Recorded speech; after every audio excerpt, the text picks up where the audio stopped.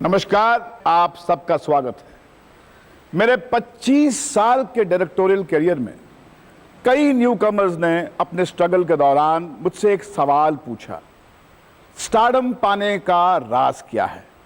मैंने हमेशा एक ही जवाब दिया, स्टार बनने के लिए ना किसी मैप की ज़रूरत है और ना ही किसी कंपस के। स्टारडम के लिए एक ऐसी गहरी प्यास चाहिए जो कभी ना बुझे। हमारे आज के मेहमान ऐसे ही प्यासे अभिनेता हैं जिनकी प्यास फिल्मी दुनिया में कामयाबी पाने के बाद भी दिन पर दिन बढ़ती ही रही, घटी नहीं। It gives me great joy to welcome a hungry, thirsty actor whose दिल मांगे more and more stardom, Ashutosh Rana. Ashutosh, thank you for coming to our show. बहुत बहुत शुक्रिया भट्ट साहब। कामयाबी के इस कीचड़ से तुमने कैसे डील किया? भट्ट साहब, जब आप भगवान से बरसात मांगते हैं तो ये उसके अंदर छिपा होता है कि बरसात के साथ कीचड़ भी आती है, यानी कि बारिश का बाय प्रोडक्ट है कीचड़। तो अगर आपको प्रोडक्ट से मोहब्बत है तो बाय प्रोडक्ट तो आपको लेना ही पड़ेगा। ये एक पैकेज डील है, तो इसमें क्या नानुकुर करना। You can not have one without the other. जी, एक बात बताओ कि क्या वाकई लोगों की वाह वाह, तालियों की गूंज में इतना नशा है कि लोग पागल हो जाते हैं, बिल्कुल अपने कल्चर से अपने आप को बिल्कुल डीलिंग कर कर कुछ और ही बन जाते हैं? क्या ऐसा है? मुझे लगता है कि दो चीज़ें हो सकती हैं भट्ट साहब के लोग, हो सकता है कि लोग तालियों की उस गड़गड़ाहट या लोग उस ताली या लोगों से निकलने वाली वाहवाह में फंस जाएं। लेकिन मुझे लगता है कि अभिनय जो मेरे लिए है वो एक किस्म की खोज है, एक अंतर यात्रा है। एक वो अंतर यात्रा है कि आप अपनी ही संभावनाओं को जब खोजते जाते हैं, ढूंढते जाते हैं, तो आपको अपने ही अंदर से वाह वाह की ध्वनि सुनाई पड़ती है और इस चक्कर में आप अभिनय परफॉर्मेंस और अच्छी परफॉर्मेंस करते हैं। बाकी जैसे कीचड़ बाय प्रोडक्ट है, वैसे ही वाह वाह और तालियों की गड़गड़ाहट बाय प्रोडक्ट है। अगर ऐसा है कि आपको अंदर से ही सुकून मिलता है, जब अंदर आप अपने झांकते हैं, अंदर कहीं अपनी गहराई में उतरते हैं, तो फिर आप इतने डिपेंडेंट लोगों की अप्रूवल के लिए क्यों हो जाते हैं? क्योंकि अल्टीमेट चीज़ तो भट्ट साहब कहीं ना कहीं लोगों का नजर, दो हिसाब से इंसान बनता है, एक तो स्वयं निर्मित होता है, दूसरा समाज द्वारा निर्मित होता है। और कोई भी परफॉर्मेंस जो होती है, परफॉर्मिंग आर्ट्स जो होती है, मुझे लगता है कि वो समाज द्वारा निर्मित होती है। इसलिए उनके टिक मार्क के ऊपर कहीं ना कहीं किसी एक्टर का या किसी भी परफॉर्मिंग आर्ट्स से रिलेटेड इंसान का भविष्य या उसका काम, क्योंकि अल्टीमेट तो चीज़ हम जब जाते थे बचपन में तो दुकानों पे लिखा होता था कि ग्राहक का संतोष ही हमारी सफलता है। तो अगर आप दुकान खोल के बैठे हैं तो ग्राहक का संतोष को ही आप अपनी सफलता मानेंगे। तो हमारी सफलता का जो हमको जो भी कह लें कि प्रत्युत्तर या दिशा निर्देश जो मिलता है वो उनकी सफलता से मिलता है। आशुतोष के साथ हम बातचीत करते रहेंगे, but after a small break.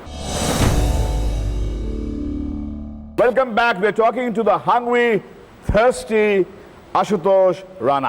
आपको जो दर्शक है वो आपको उसका बंधक बना देता है, वो आपको उसके पिंजरे में बांध के रखता है, क्योंकि जब तक वो आपको तारीफ का टुकड़ा नहीं फेंकता तब तक आप दुम नहीं हिलाते जी। तो क्या ये सही होगा कहना कि एक मदारी जो एक बंदर का नाच दिखाता है और आशुतोष राणा जिसके पास इतना सारा टैलेंट है, जो उसमें बेसिकली कोई अंतर नहीं, क्योंकि तालियों की गूंज पे ही सब कुछ डिपेंडेंट है? नहीं, अंतर मैंने कहा भट्ट साहब कि मदारी के नाच की और आशुतोष राणा की प्यास की, इन दोनों ही स्थितियों में बड़ा अंतर है। अगर मैं प्यासा हूं तो मुझे अपने पानी के लिए और टुकड़े के लिए दुम नहीं हिलाता। दुम तो हम हिलाते रहते हैं इस आशा में कि अगर टुकड़ा फेंक दो तो और ना फेंको तो, चूंकि दुम हिलाना हमारी प्रकृति है, दुम हिलाना हमारी मजबूरी है कि अगर हम दुम हिलाएंगे नहीं तो शायद हमारी प्यास बुझेगी नहीं। एक बात बताओ आपको, पब्लिक की बात समझ आती है, न्यूज़पेपर के रिव्यूज पढ़ने के बाद क्या आशुतोष राणा की अपनी राय अपने काम के बारे में चेंज हो जाती है? क्या आशुतोष राणा अपने आप को फिर न्यूज़पेपर के जरिए देखना शुरू करता है? नहीं, न्यूज़पेपर के जरिए तो बिल्कुल देखना शुरू नहीं करता, लेकिन कहीं ना कहीं चूंकि अपनी राय से इत्तेफाक होता है और अपने बारे में इंसान को पता होता है। जब न्यूज़पेपर में वो व्यूज़ देखने नहीं मिलते हैं तो न्यूज़पेपर के प्रति हमारी भावना थोड़ी सी कम होती है, या उनके बारे में हमको लगता है कि आप गलत कहते हैं, क्योंकि हमको अपने मूल्यांकन के लिए आपका मोहताज नहीं होना है। लेकिन चूंकि आप मूल्यांकन कर रहे हैं, आप मेरा वैल्यूएशन करने बैठे हैं, इसलिए मैं यदा कदा उस तरफ दृष्टि डाल देता हूँ। जिस तरह अगर आपने ईश्वर के पेंटिंग्स देखी हैं, फोटोग्राफ्स देखे हैं, तो आपने एक बात नोटिस की होगी कि भगवान की परछाई नहीं होती, शैडोज नहीं होते हैं। There is no dark side to a god. जी। मगर इंसान जो होता है उसकी परछाई होती है, उसके डार्क साइड्स होते हैं। जी। क्या आशुतोष राणा ने अपने डार्क साइड्स को कन्फ्रंट किया है कि क्या तुम अपनी डार्क साइड्स से भागते रहते हो? क्या है? मेरा इस चीज़ में अखंड विश्वास है भट्ट साहब कि अगर रात आई है तो निश्चित तौर पर सुबह होगा, लेकिन सुबह के इंतज़ार के लिए आपको रात से भागना नहीं पड़ेगा, रात में सोना पड़ेगा। तो मैं विश्वास करता हूँ उस डार्कर साइड में, या उस अंधकार में, या उन परछाइयों में, कि परछाइयों, अगर आपको मुझे अपने बिंब को तलाश करना है तो मुझे प्रतिबिंब के प्रति मोहब्बत होगी ही। तो आपने झांक के अपने अंदर के जानवर को देखा है? मैं अपनी कमजोरियों के साथ बैठता हूं, उनके साथ रहने में मेरा विश्वास है, और मुझे कतई कोई। तो क्या ये कहना सही होगा कि एक परफेक्ट व्यक्ति जो है एक अच्छा एक्टर बन ही नहीं सकता? क्योंकि जब तक आपके अंदर वो इम्परफेक्शंस नहीं हैं, जबकि आपके अंदर वो अधूरापन नहीं है, तो शायद एक्टिंग के ज़रिए आप उनको कॉम्पनसेट नहीं करते, या आप संपूर्णता की खोज नहीं करते। कहीं पर आप अपने आप को अधूरा महसूस करते हैं, इसलिए कहीं पर एक्टिंग करके आप अपने आप को पूरा करने की कोशिश करते हैं। तो एक तरह से ये जो आपकी कोशिश है वो अपने आप को संपूर्ण करने की कोशिश है, या उसके नज़दीक पहुंचने की कोशिश है। कामयाब हुए हैं आप? मैं नहीं मानता भट्ट साहब। मेरी दृष्टि में सफलता वो है कि अगर मान लीजिए कि एक आम है या एप्पल है, एप्पल अगर आपको अच्छा लगता है तो कामयाबी उसमें होगी कि आप उसकी जड़ तक पहुंच जाएं। तो अगर मेरे इंटरव्यू की जगह मेरे पिता का इंटरव्यू लिया जा रहा तो मैं अपने आप को कामयाब मानता, मेरे गुरु का इंटरव्यू लिया जा रहा होता तो मैं कामयाब मानता, मेरी माँ का, मेरे भाइयों का, या मेरे शहर जाके डॉक्यूमेंट्री बना रहे होते लोग तो मैं कामयाब मानता। आशुतोष के साथ हम बातचीत करते रहेंगे, but after a small break. Ashutosh, लोग ये कहते हैं कि जिस किस्म का स्टार्ट आशुतोष राणा ने दुश्मन में लिया, उससे कहीं पर उसकी जो नहीं लेवल ऑफ परफॉर्मेंस भट्ट साहब, या मिलने वाले रोल्स, क्योंकि मुझे नहीं लगता कि मैंने किसी भी अपने, चाहे वो जानवर का एक छोटा सा रोल हो या तरकीब का, एक होता है यूज्ड, एक होता है मिसयूज्ड, एक होता है अनयूज्ड, और एक होता है अब्यूज। क्या आप अपने बाकी परफॉर्मेंस से खुश हैं? बिल्कुल खुश नहीं हूं भट्ट साहब। मैं सिर्फ इतना जानता था कि मुझे ये जो रोल मिले हैं ये बिल्कुल दोयम दर्जे के रोल हैं। दुश्मन में मुझे बहुत कमाल का रोल मिला था, संघर्ष में मुझे बहुत अच्छा रोल मिला था, और निश्चित तौर पर मैंने अपने 100% जो उस वक्त मेरे पास Ashutosh is as good as the role is, मतलब रोल जितना अच्छा होगा उतना अच्छा आशुतोष होगा, रोल जितना खराब होगा। आशुतोष के अंदर कोई ऐसे जादुई छड़ी नहीं है कि वो किसी खराब रोल को बहुत अद्भुत बना देगा भट्ट साहब।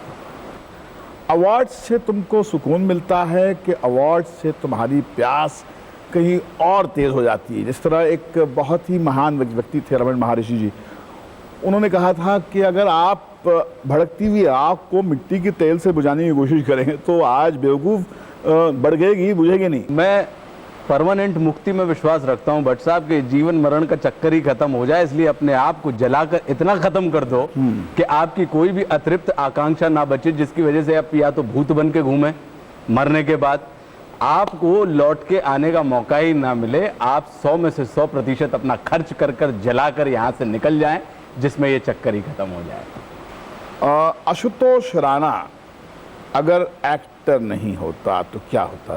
पॉलिटिशियन? मेरा अपना मानना यह है कि आप जो होते हैं आप वही होने होते हैं।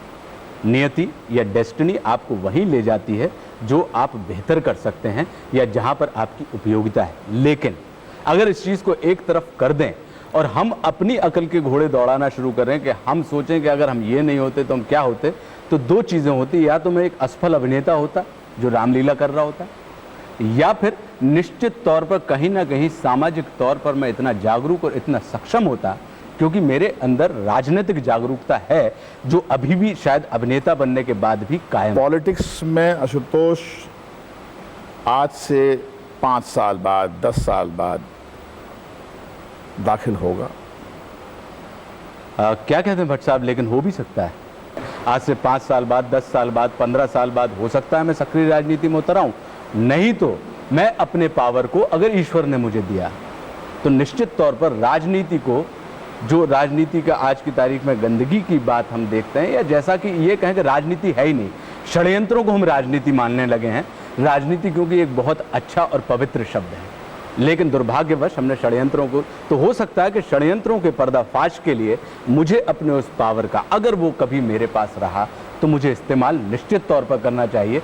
क्योंकि एक अभिनेता जिसको देख के लोग कटिंग करवाते हैं, उसकी हेयर स्टाइल को गांव में आशुतोष राणा अमिताभ बच्चन जैसे बाल कटवा के घूम रहे हैं, पैंट उनके जैसा बनवा के घूम रहे हैं, तो क्या अगर मान लीजिए आशुतोष राणा को देख के कोई लड़का गांव में कटिंग करवाता है या कपड़े सिलवाता है या उसके जैसे डायलॉग बोलता है, और जब आशुतोष राणा देश के हित की या चरित्र के हित की या उन मूल्यों की बात करेगा, तो क्या निश्चित तौर पर उस लड़के के ऊपर वो सार्थक प्रभाव नहीं पड़ेगा? अगर 100 लोग हैं तो मुझे लगता है कि उसमें से 50 लोग आपके सार्थक प्रभाव से प्रभावित होंगे, और एक अभिनेता को निश्चित तौर पर इस दायित्व का निर्वाह करना चाहिए। आशुतोष, लोग कहते हैं कि तुम्हारा आशुतोष बोलता बहुत है, और ये जो इसका एक जो ये हिंदी स्वदेशी जो पर्सोना है वो एक दुकान की तरह है, क्योंकि आजकल स्वदेशी जो है फैशन में है, उसका कहीं पर वो जो जड़ों से जो आप उसको रोमांटिसाइज करते हैं उसका लेना देना है ही नहीं। इसका आपके पास क्या जवाब है? भट्ट साहब, आज की तारीख में लोगों को किसी भी शुद्धता में विश्वास है ही नहीं। तो अगर मैं एक शुद्ध ज़बान बोलता हूं तो उनको वो बड़ी अटपटी लगती है, उनको लगता है कि इसके अंदर मिलावट नहीं है, इसका मतलब ही ये अशुद्ध है। मैं एक ग्रामीण आदमी हूं, गांव का रहने वाला हूं, और मैंने ज़िंदगी को बहुत नीचे से लेके बहुत ऊपर तक बहुत बारीकी के साथ देखा है। हिंदी भाषा में मैं सपने देखता हूँ, हिंदी में मैं सोचता हूँ, हिंदी मेरे अपनों की भाषा है, सपनों की भाषा है, हिंदी मेरे देश की भाषा है, व्यवसाय की भाषा है। ठीक है, ये हम मानते हैं कि उसकी बोली है, मगर जब आप अपनी ज़बान एक अच्छे सूट की तरह पहनकर एक महफिल में जाएं और वो सूट को फ्लैश करें, तो वो कहीं पर उसकी प्योरिटी, उसकी ईमानदारी जो है कहीं पर डाइल्यूट हो जाती है।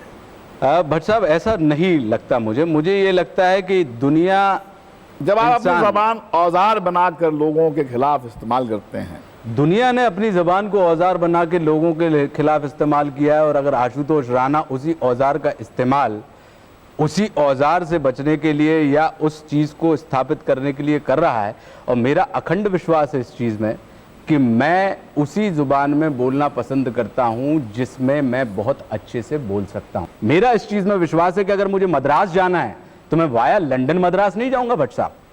अगर मुझे असम जाना है तो मैं वाया वॉशिंगटन असम जाने के पक्ष में नहीं हूं, मैं सीधा मद्रास जाने में विश्वास करता हूं। We'll continue our conversation with Ashutosh Rana, but after a very small break. जब तुम मेरे पास एक सीन का रोल करने आए थे, तब भी तुम्हारे अंदर ये बादशाहों वाली एक अदा थी। इस दुनिया में मैंने देखा है कि लोग कामयाब होने के बाद भी एड़ियाँ रगड़ते हुए भिखारियों की तरह अपनी ज़िंदगी गुजारते हैं।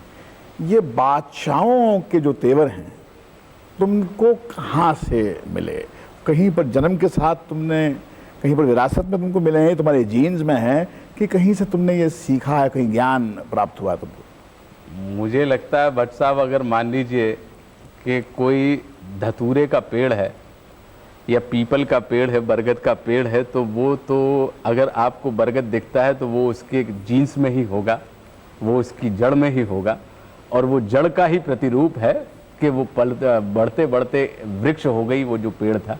तो मुझे लगता है ये मेरे माता पिता, मेरे परिवेश, या मेरे भाइयों बहनों का, या मेरे गांव का, क्योंकि मैंने इस चीज़ में आपको इसलिए बादशाहत लग रही है क्योंकि मेरे अंदर आपने शर्मिंदगी का एहसास नहीं देखा शायद, और वो हो सकता है कि चूंकि आप वो शर्मिंदगी का एहसास नहीं देखना चाहते इसलिए ना देखा हो, लेकिन दूसरे लोगों को यही बादशाहत घमंड या गुरूर भी लग सकता है।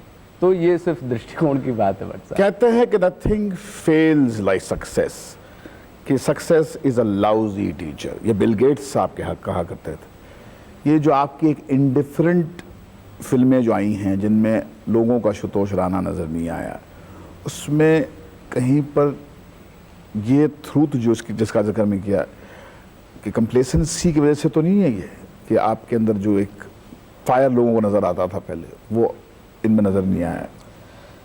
भट्ट साहब, एक चीज़ है, मैं सारे काम सोच के करना चाहता हूं, लेकिन इसका ये मतलब नहीं मैं मंजिल पे चला जा रहा हूं, रास्ते से गुजर रहा हूं, अब मेरा पैर गलती से अगर मैले के ऊपर पड़ गया तो मैं क्या पैर काट के बैठ जाऊंगा? अरे मैला साफ करूंगा और आप बाहर निकलो, आपको तलाश है मंजिल की।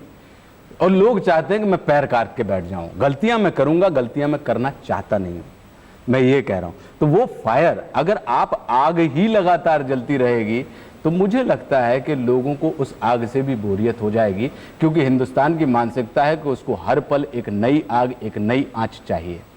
कहते हैं कि this business makes you very lonely, और ले देकर ये सफ़र जो है is a journey of the alone to the alone. तन्हाई से आप कैसे बचते हैं? मुझे लगता है भट्ट साहब कि ज़िंदगी की प्रकृति ही तन्हाई पे आधारित है, और मूल से ही अगर आप भागते हुए घूमेंगे जो जड़ में है आपके, तो फिर उस फल का कोई स्वाद नहीं रह जाएगा, वो निस्वाद हो जाएगा। तो मैं जब भी कभी अपनी जड़ की तरफ लौटता हूं तो अपनी जड़ से लिपट के बैठ जाता हूं। मेरा विश्वास है, मैं तन्हाई में यकीन करता हूं, तन्हाई से बचने में नहीं, तन्हाई से लिपटने में यकीन करता हूं। It was very nice talking to you. Thank you. Nice meeting you. See you again. Thank you. So that was the intense, thirsty Ashutosh Rana.